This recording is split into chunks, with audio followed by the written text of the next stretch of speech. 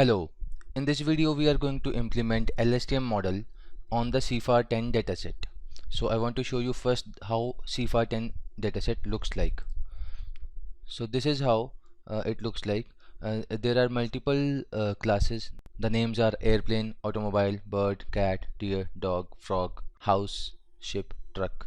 So you can see clearly, I will zoom in. So you can see clearly that all the images are having very small size, and the object or the animal, they are not very clear in some of the images like this one. So it has only some part of it, and 70% of the image is blank.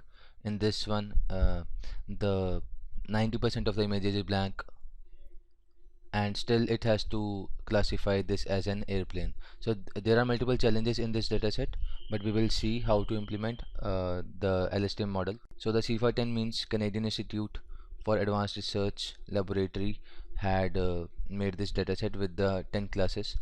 It was compiled by these three people. Okay, and in the test image there are 50,000 images, and in the training set there are 10,000 images. So I will go back to the code now. So first we have to import all the required files. Import OS, import TensorFlow STF, Keras, within Keras layers and model. So these kind of things has to be imported. Okay, and after this we are selecting the CIFAR10 dataset. So if you search about this part, uh, tf.keras.dataset, let's search about it.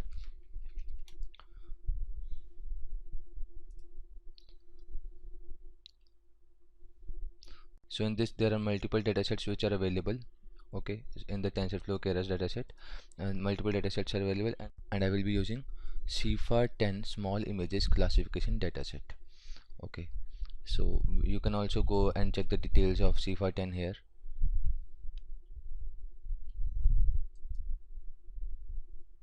So all the images are here also. Okay, so the details can be seen clearly, and other things are also available. The image size by default available is 32 cross 32. So there are multiple techniques also available, how to use the data, and what is the data and label, the names of the data and label. Okay, so after importing the dataset as the CIFAR10, now I am going to do the training and testing partitioning. So this can be done by using this command. CIFAR10 is the name of the dataset which we have defined earlier, and this dot load data function will help us in creating the training images corresponding to the labels, and test images with their corresponding labels. Okay, so it has been generated. Now I am also checking the length. How many images are there in the training images? There are 50,000. How many images are there in test images? There are 10,000. To check the single image size, we can simply write this training images in the square bracket 1. So this is the second image. Let's say the indexing is from 0. So training images 1 means the second image, and we are checking its shape. Okay, so the shape is 32, 32, 3. This 3 means that there are 3 channels RGB. It is a colored image.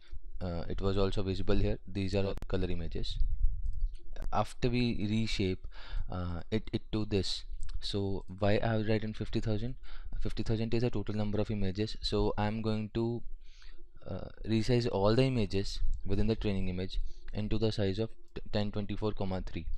1024 is the product of 32 cross 32, so 32 cross 32 is 1024. Now printing the size of the image, the first image after resizing is 1024,3. The label is 9. Okay, so out of the 10 classes it was 9. Okay, so let's go ahead. Now I'm doing the same for this normalization. Okay, after the resizing of the training image, it has been done already, but I want to do it again because I want to also do it for the test images. So test images were 10,000, so the image size will be for the full test image dataset, the image size will be 10,000 1024 3. This normalization has been done to bring all the pixel values in the range of 0 to 1.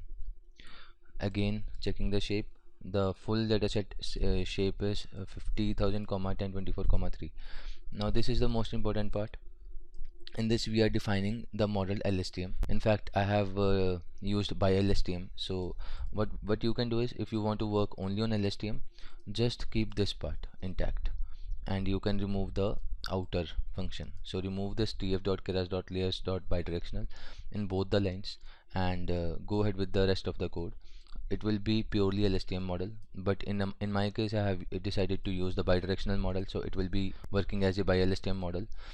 So this return sequence is equal to true means that I want to return the sequence out of this.